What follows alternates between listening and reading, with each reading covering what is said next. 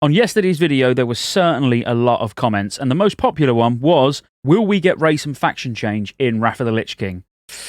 No. Let me show you why. Here's a tweet from the man himself, Brian Birmingham, saying, firstly, about the barbershop, and that the additional changes to the barbershop are only to change your face and your gender, and that's instead of real currency, now you use gold. But the main thing I'm focused on here is that race and faction changes are not planned for Wrath of the Lich King Classic. I'd say take this with a pinch of salt because, yes, they're not planned, but on the basis that they're seeing that we're actually open to easy monetization for them, could it be implemented? I would say the only reason if they don't implement it would be it's a tactical move to encourage people to buy the 70 boost on the opposite faction instead of paying a smaller fee for a faction change. Just me being a conspiracy theorist here, I'll go and get my tinfoil hat. Either way, currently the default answer, should any of your friends ask you if it's going to be in the game, is unfortunately no. You could save yourself your breath and just link them the video. Just saying. Some extra bit of news around Wrath of the Lich King beta, which I definitely need to credit the man, the myth, the legend, Mr. GM here for sharing it on Discord and Twitter.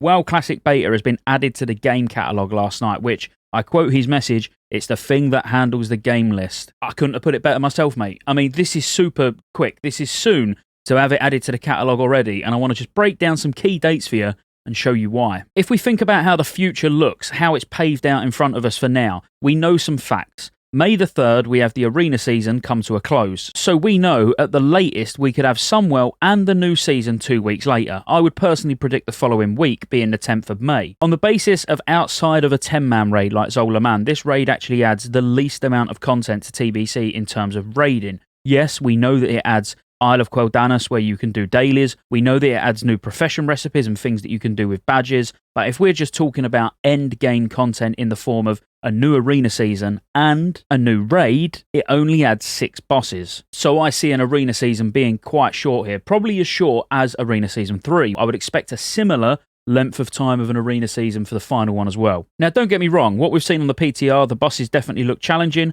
but we know how these things go. They'll be challenging for around a month, then nerf to make them easily accessible to everyone else. Another 2 months later, it's probably pre-patch time. If not 2 months, we're talking maybe 10 weeks. And that's right, I think the final phase will only last about 3 months in total, and then a further 4 weeks of pre-patch. This would mean the pre-patch August and the launch in September. Let's not forget, Sunwell is still current content during the pre-patch, so it's still 4 months of a single phase of content with less bosses than any other phase that's launched before it during TBC. Why are we even talking about this? Well, you would surely expect about 3 months of beta testing, at least. There's tons of new systems introduced, which without a doubt will come with issues, and the beta won't run all the way up to the pre-patch, remember, because they won't want to take people away from playing the pre-patch to sit on the beta. This means we should expect the beta to open in around 3 to 4 weeks.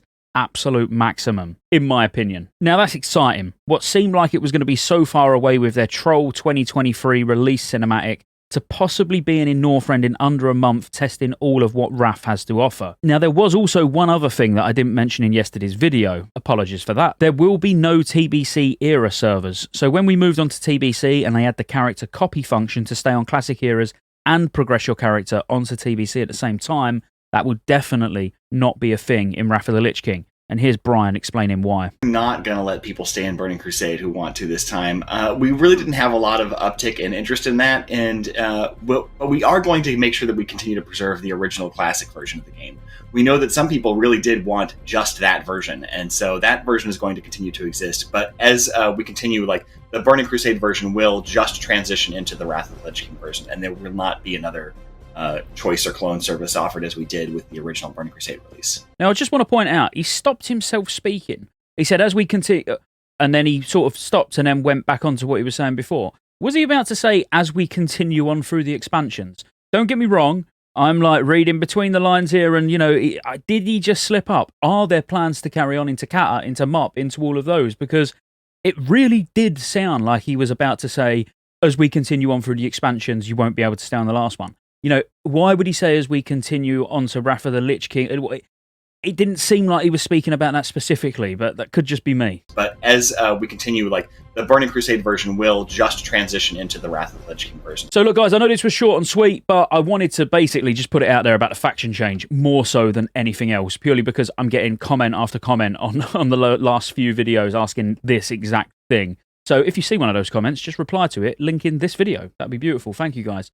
Please do like. It helps more than you know. Subscribe to the channel so you don't miss any TBC, because I'm going to be doing a lot of Phase 5 content, and obviously tons and tons of Wrath content. And if you want to get yourself ready for Wrath properly, check out the change videos for all of the classes, because I've only got Mage and DK to do, which are going to come out probably by the end of this weekend. Then all the classes are done. Then I'm going to be working on all of the Tier 7 BIS lists for every spec. So you can really just be ahead of the pack and know everything that you need to know going into Wrath of the Lich King, just to make it a very painless experience. So be sure to like and subscribe. Roll the outro. There's lots of ways you can support the channel to keep me here putting out World of Warcraft content and covering all future MMOs. Consider joining the channel as a member. You get access to emotes. Everyone will know you're a member when you comment on future videos, because you get a nice icon next to your name. And you get access to members-only videos, which I'll be putting a lot of on the channel throughout the year. Additionally, there's a Patreon link in the description as well. Thank you for watching all the way to the end, and I'll see you on the next one.